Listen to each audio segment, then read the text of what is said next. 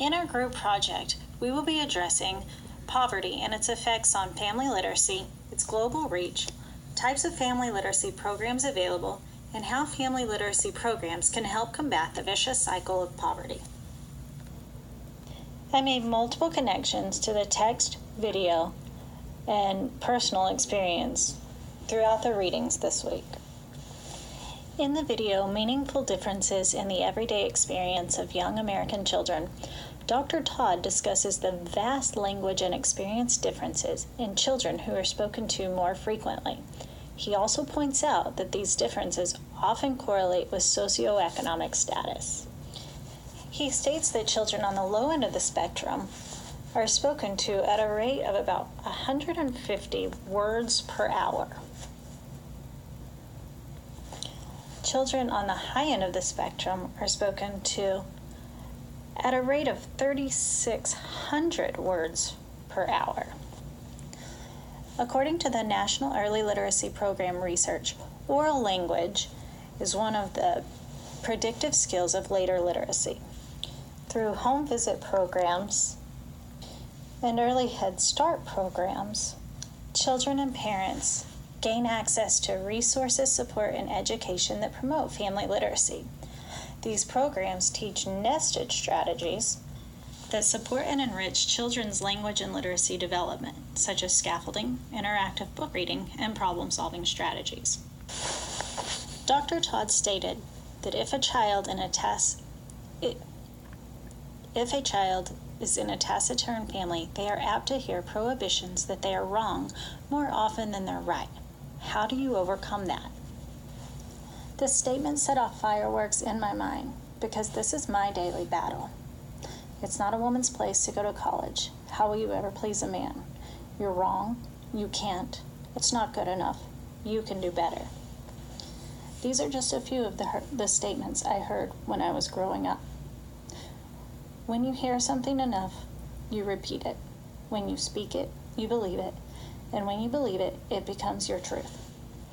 The only way to overcome your truth is to change your story.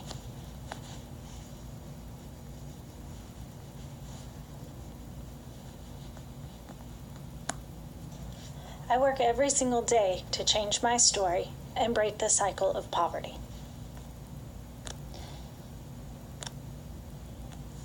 One of the issues that I want to address is the idea of education and training for the professionals who are working with children and families. The text offers a great deal of research into what must be addressed to improve language and literacy skills. In Chapter 6 and 7, regarding early Head Start and home visit programs, the text states that programs and home visits are conducted by trained and credentialed parent educators. However, it doesn't mention what level of education is required for the training and credentials. With all the research that we have on the importance of education in the early childhood years, shouldn't we expect the educators to have a minimum of a bachelor's degree?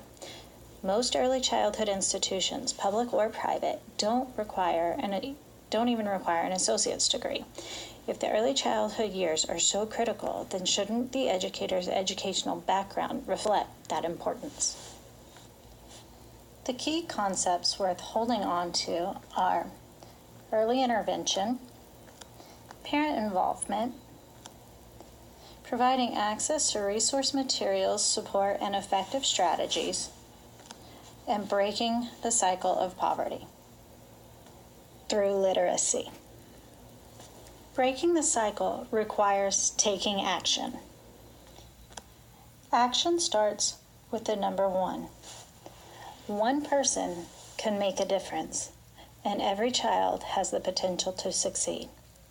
With appropriate interventions, every child has the potential to learn to read and comprehend. The key to breaking the cycle of poverty is language and literacy development.